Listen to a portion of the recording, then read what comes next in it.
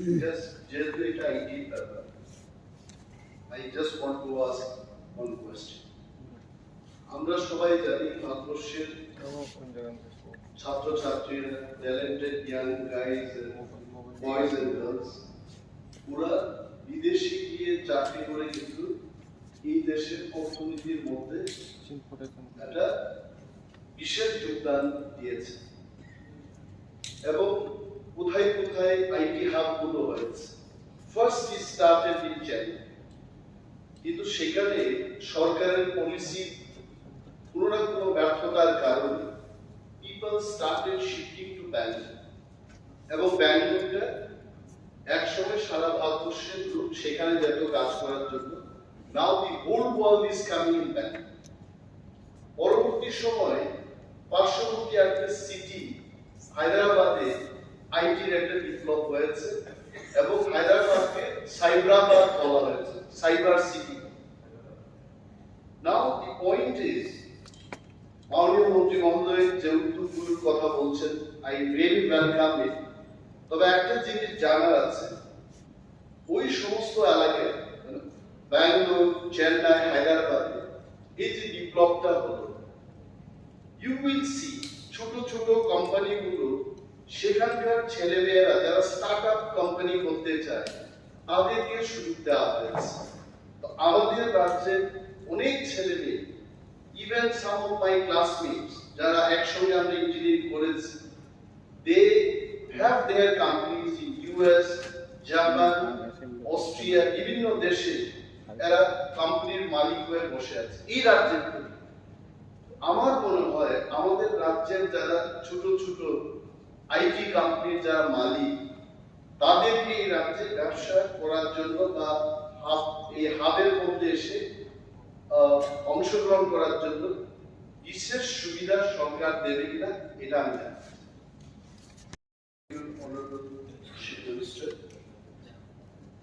মাননীয় মুখ্যমন্ত্রীর উত্তরগুলো শুনে মনে হচ্ছে টিএমসিআর এটা একদম শক্তপোক্ত বিধি। Why I brought this question? যে এই যে আইনগুলো হওয়ার পর আগে সবাই বিক্রি করতে পারে। If I have small area, আমার জায়গায় যদি বালু থাকে, আই ক্যান সে এই টিএমসিআর হওয়ার পর নাও বালু বিক্রি করতে পারবেন শুধু এক শ্রেণীর মানুষ যারা লাইসেন্স দেবে। এর মাননীয় মুখ্যমন্ত্রীর নজরে আনার জন্য আমি বলছি, যারা এই স্যান্ড মাইনিং লাইসেন্স দেবে তাদের প্রজেক্ট তৈরি করে লাইসেন্সের জন্য আবেদন করতে হয়। এর মিনিমাম 50,000 to 1 lakh রুপিস দিয়ে এই লাইসেন্সটা দিতে খরচ করে।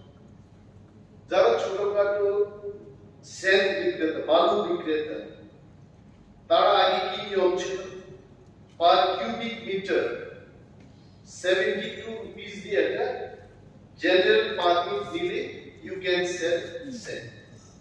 2 ট্রাক যদি বিক্রি করতে পারত তো সাধারণ মানুষের আয় হতো 1600 rupees. If you just calculate the market value, তারা বঞ্চিত হয়ে গেছে। এখন যেমন সারা গোয়ায় মহকুমার মধ্যে গোয়ার পূর্ব পারে I know for sure only 2 persons are allowed to sell sand AIL4। তাতে কি হচ্ছে, নাম্বার 1 হচ্ছে ফরেস্ট ডিপার্টমেন্টের রেভিনিউ ডিক্রিজ হচ্ছে। আগে অনেকেই বিক্রি করতে পারত, জেনারেল পারমিট দিয়ে বিক্রি করত, ফরেস্ট ডিপার্টমেন্টের একটা আয় হতো, দ্যাট হ্যাজ ডিক্রিজ। নাম্বার 2 হচ্ছে যে সরকারের যে কাজগুলো হচ্ছে, বালু না থাকলে কনস্ট্রাকশন ওয়ার্ক হবে কি করে?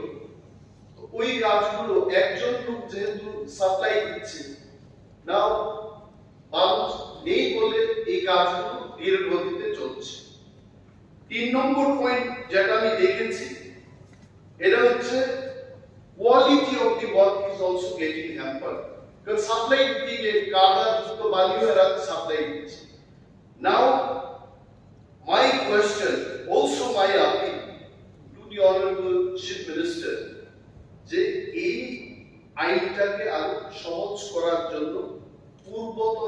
অবস্থায় যাওয়ার জন্য কেন্দ্রীয় সরকারের কাছে এক্সেপশনের অনুরোধ আপনি পাঠাবেন কিনা। এবং এই ঘটনাটা আমাদের ত্রিপুরার জন্য এটা যুক্তিযুক্ত আমি মনে করি না, কারণ এক স্যান্ড মাফিয়ার কাছে একজন আইএফএস অফিসার ইউপিতে তাকে হত্যা করা হওয়ার পরেই ইন্টারেস্ট। যেহেতু আমাদের এখানে এই ধরনের স্যান্ড মাফিয়া নিয়ে আইএফএস অফিসারদের খুন করবে, যাতে করে সবাই বালু বিক্রি করতে পারে, সরকারের কাজ দ্রুত গতিতে চলে, তার সাথে একটা এক্সামশন আমাদের রাজ্যের জন্য নেওয়া হবে। Thank you sir.